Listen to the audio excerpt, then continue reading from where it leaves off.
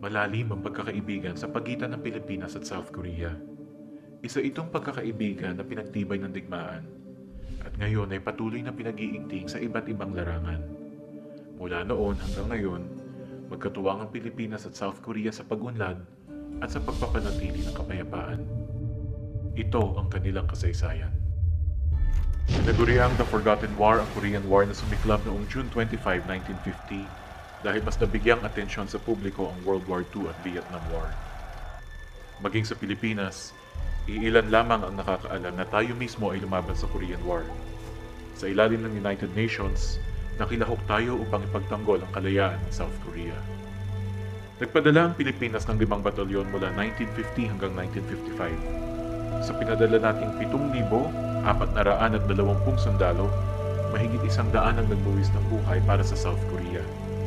Tumulong din ang mga sundalo natin sa pagtatayo muli ng mga kanayunan sa pag-angat ng isang lipunan na winasak ng digmaan. Ang mga sundalo ng Philippine Expeditionary Forces to Korea ay masasabing unang Pilipino sa South Korea. Sa 5 taong paglagi sa Korea, nagpakitang gilas ang mga sundalong Pilipino. Nakilala ang kanilang kagitingan sa mga importanteng laban tulad sa 1951 Battle of Yultong, kung saan maraming Pilipino ang namatay habang pinagtatanggol ang South Korea. Sa Battle of Myeodong, ang unang digmaan na nilabanan ng sundalong Pilipino sa ibang bansa. Sa Battle of Hill Erie, na matagumpay na pinangunahan ng isang batang Fidel Ramos para makuha ng United Nations ang isang mahalagang lokasyon malapit sa border. Sa Battle for Hill Arsenal, at sa iba pang digmaan. At sa pagtupad nila ng tungkulin ng bigyang suporta ang South Korea, makikita ang iba't ibang aspeto ng buhay sundalo. Sa gitna ng lungkot, pagkahiwalay sa pamilya at lamig, pinakita ng Pilipino ang kanilang kakayahan na makisaya, maging mapamaraan, makisama, alalahanin at sumulat sa pamilya, maalala at makatanggap ng sulat mula sa pamilya, tumulong sa kapwang nasugatan dahil sa gyera, at manampalataya. May mga pinagkatiwalaan ng mahalagang tungkulin, may mga pinarangalan, may mga napaibig sa Korean, may mga nag-alay din ng buhay sa altar ng kalayaan. Bukod sa mga journalist na sina Juan Villasanta, Ben Javier at dating Senator Ninoy Aquino, may kasama rin silang pari na nagbibigay gabay sa kanilang pananampalataya. Umuwi ang unang batalyon noong 1951 at binigyan sila ng malaking parangal. Nakiisa ang Pilipinas sa kanilang pag-uwi at tagumpay. Nakiramay din ang bansa sa mga binawian ng buhay. Pansamantala silang inilibing sa Korea, pero umuwi din sila sundo ng mga naghihintay na kaibigan at kamag-anak. Pero hindi lang sa pagtulong sa gitna ng digmaan naramdaman ang impluwensya ng Pilipino. Matapos mapirmahan ang Armistice Agreement o ceasefire noong July 27, 1953, nagpatuloy ang paghulma ng lipunang Korea kaakibat ang Pilipino. Malaki ang naitulong natin sa reconstruction and rehabilitation efforts. Tumulong din ang ilang Pilipinong misyonaryo sa mga naulila ng Korean War. Ang kasalukuyang US Embassy at Ministry of Culture, Sports and Tourism ng Korea ay gawa naman ng mga Pilipino noong 1960s. Sila ang dalawa sa pinakamataas na gusali sa Korea noong panahon iyon. Itinayo din naman noong 1960s sa tulong ng mga Pilipino ang Changchung Gymnasium sa Dongdaemun na nagsilbing pangunahing lugar sa sports. Dito ginawa ang judo at taekwondo noong 1988 Summer Olympics. Nung isilang ka sa mundong ito, Nang ibabaw ang awiting Anak ni Freddie Aguilar sa mga radyo noong 1970s, isang awiting nagkaroon pa ng sariling bersyon sa Korea. Itinayo naman ng Korea ang Philippine Monument sa Goyong City noong October 1974 bilang pasasalamat sa tulong ng Pilipinas na masiguro ang kalayaan ng South Korea. Sa Yeoncheon, kung saan naganap ang Battle of Yultong, makikita rin ang dalawang maliliit na monumento. Itinayo ang mga ito noong 1960s bilang paggunita sa katapangang pinakita ng mga Pilipino sa gitna ng digmaan. Pinaganda na ngayon ng Yeoncheon ang lugar at pinagsama ang dalawang magkahiwalay na monumento sa isang altar. Sa Busan naman makikita ang Philippine marker na itinayo ng Philippine Embassy noong 2009 sa tulong ng Department of National Defense. Dahil isa tayo sa mga nagpadala ng sundalo noong Korean War, may lugar na inalay sa atin ng United Nations at South Korea. Sa Pilipinas, makikita rin ang ilang paggunita sa Korean War. Halimbawa, may Peftok Memorial sa Fort Bonifacio. Makikita rin sa Marikina ang Marie Korea Monument. Sa Marikina kasi nag-training ang mga sundalo natin bago ipadala sa Korea. At sa lumang 500 peso bill, makikita ang larawan ni Senator Ninoy Aquino bilang isang batang journalist ng Manila Times na nagsulat tungkol sa Korean War.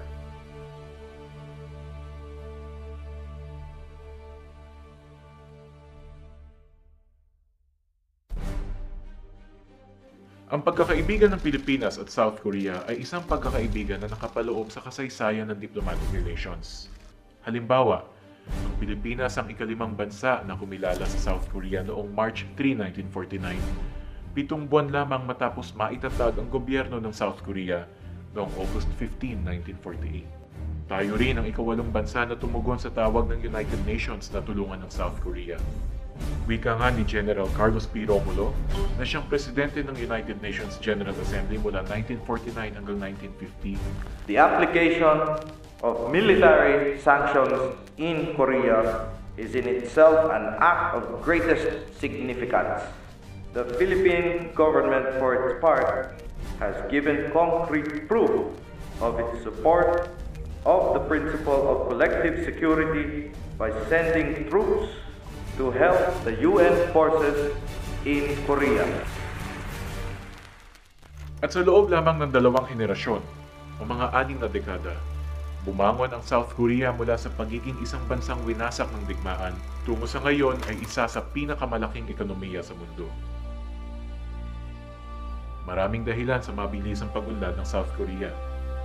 Nariyan halimbawa ang pag-develop nito ng mga industriya. Kilala na ngayon sa buong mundo ang mga pangalan ng Hyundai, Samsung, Kia, LG o Hanjin. Malaki rin ang suporta na nakuha ng South Korea mula sa international community at sinamantala nila ito. Halimbawa, sa suporta na binigay ng World Bank, United Nations at iba pang organisasyon, maraming nakuhang training at edukasyon ng South Korea. Sa Pilipinas, marami ang nakapag-aral sa International Rice Research Institute ng UP Los Baños, kung saan nagmula ang tinawag na unification rice, isang uri ng bigas na akmang-akma sa klima ng South Korea. Likas din sa South Korea ang sipag at tiyaga. Makikita ito hindi lamang sa trabaho, kundi maging sa eskwelahan, simbahan at iba pang organisasyon. At napakagaling din ng South Korea sa national strategizing.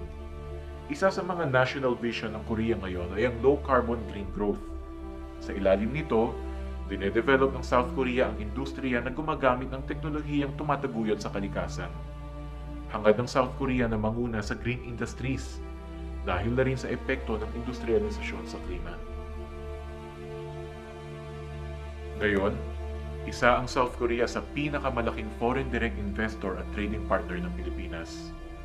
South Korea din ang may pinakamalaking bilang ng turista sa bansa. Mahigit 120,000 naman ngayon ang Koreanong nakatira sa Pilipinas. May humigit kumulang na 50,000 Pilipino naman ngayon sa South Korea. Bukod sa tulong sa Pilipinas dahil sa remittances, malaki rin ang kontribusyon nila sa ekonomiya ng South Korea. Gusto nga ng maraming employer na Pilipino ang kasama sa trabaho dahil ang Pilipino raw ay mapagkakatiwalaan at magaling tumupad ng responsibilidad. At sa pagtupad nila ng tungkulin sa pamilya sa Pilipinas at sa ekonomiya ng South Korea, makikita rin ang iba't ibang aspeto ng kanilang buhay. Sa gitna ng lungkot, pagkahiwalay sa pamilya at lamig, pinakikita ng Pilipino ang kanilang kakayahan na makisaya, maging mapamaraan, makisama, tumulong sa kapwa, at manampalataya. May mga napapagkatiwalaan sa mahalagang tungkulin. May mga pinarangalan. At may mga umibig din sa Korean. Isang komunidad ang mga Pilipino sa South Korea. Tulad ng nauna sa kanila, Patuloy silang magsisilbi para sa Diyos, sa bayan, sa kapwa, sa sarili, sa kalikasan. Bayani, ito ang Pilipino sa South Korea.